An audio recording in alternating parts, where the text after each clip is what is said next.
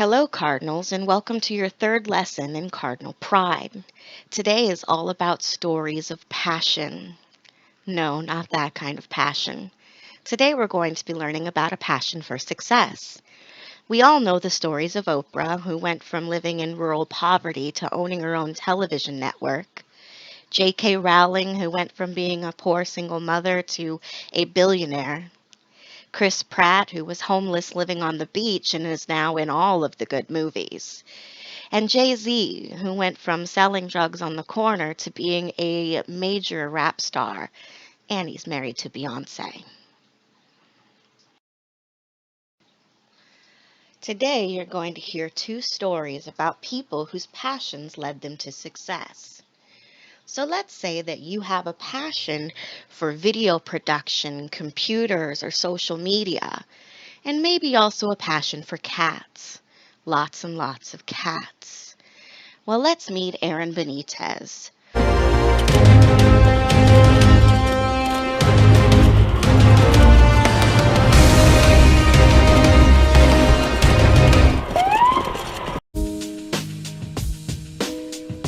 I liked the idea of having this adventure and this struggle to find a place to live.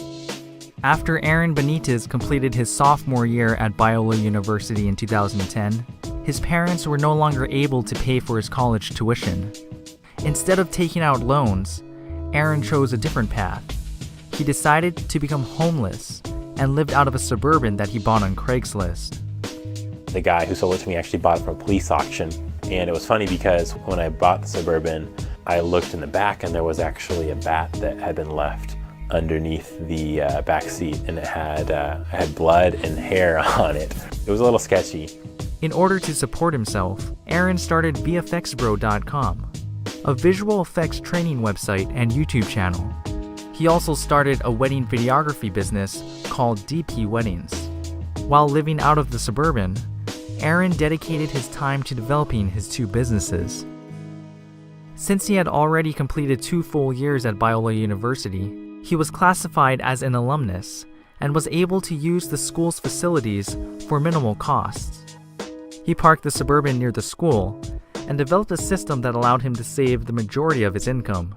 So I would wake up in the morning around 9:30 because by 10 o'clock, it was 100 degrees in the Suburban, so I was forced to wake up early. And then I would go to the gym, work out, and I would go to the showers, clean off, brush my teeth. Then I would head to the cafeteria. So I had my laptop, I would bring it in, and I would be editing, I'd be answering emails. After the cafeteria closed at 7:30, then I would make my sandwiches for the night and then go to bed out on the street and then repeat the same thing the next day. Sleep was definitely a commodity that I valued a lot during that time. Aaron's sacrifices eventually paid off. After 2 years of living out of the Suburban, selling tutorials online, and making wedding videos, he had saved enough money for a down payment on a condo. However, instead of living in the condo, he rented it out so that it could start producing passive income. The revenue from his businesses and properties allow Aaron to pursue his passions full-time. In 2014, he started his Vine and Instagram accounts under the name Aaron's Animals, which utilizes visual effects with real animals. The star of most of his videos is his pet cat named Prince Michael. Prince Michael is a British shorthair. Yeah, he's great. He's a super chill cat. It's awesome because he kind of just lets you do whatever you want when you're filming with him, and he just kind of just sits there. Aaron no longer lives out of the Suburban, but he believes that his decision to live minimally for a period was a worthwhile investment. I think that the benefits, which included excitement, adventure, life lessons, being pushed out of my comfort zone, saving money, those were all benefits that made it worth it, in my opinion. Maybe your passion isn't cats, lots and lots of cats. Maybe your passion is sports. Let's meet Kevin Plank, a former college football player who took his passion and turned it into a multi-million-dollar business. The words performance apparel didn't exist before Under Armour.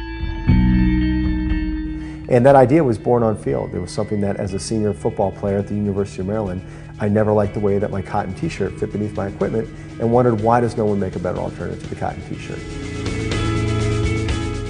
I took that fabric that fit the concept I had, which was lightweight, synthetic, stretchy, and that could wear snug to the body like a second skin, took it to a local tailor where I brought him a tight little White Hanes t-shirt and said, "Sir, can you make me as many t-shirts that look like this White Hanes t-shirt, but out of this fabric?" And very quickly I realized that this was an idea that was bigger than just one shirt for football players. The business began in 1996. We did $17,000 in revenues, or just under $17,000 in revenues that year. And I was a one-man show. Our phone number was 1-8884-ARMOR, and this is back when I was in Grandma's basement, living upstairs, sales office on the ground floor, keeping inventory in the basement. On the first pamphlet, for whatever reason, I wrote, "Call 24 hours a day." And so the one rule you had whenever you came to my house, and my buddies would come over or anything else, was if the phone rang, you had to answer, "Under Armour, may I help you?" My partner Kip joined me middle of 1997 and really came on full board in the beginning of 98. I'd say there's one real turning point for our business, and that was at the end of 1999, heading into 2000, a movie called Any Given Sunday was coming out. Any given Sunday, a hero will rise. Al Pacino, Jamie Foxx, Cameron Diaz, and we were very luckily selected to be really almost like a character in this movie. Tradition will be broken. He's changing the play. And so I remember thinking, wow, we've got this unbelievable movie coming out right at holiday time, and people are going to see the logo and they're going to think, is it just some made-up logo from the movie? And I wanted to make sure that they knew that it was a real brand. And so the idea, or the bet, was we were going to run this half-page ad in ESPN, the magazine. Any given Sunday, life is a contact sport. From that one ad, we spent $25,000, wrote the check up front. We ended up generating more than $750,000 in sales over the next 45 days. That propelled us from $5 million that year to $20 million in 2000.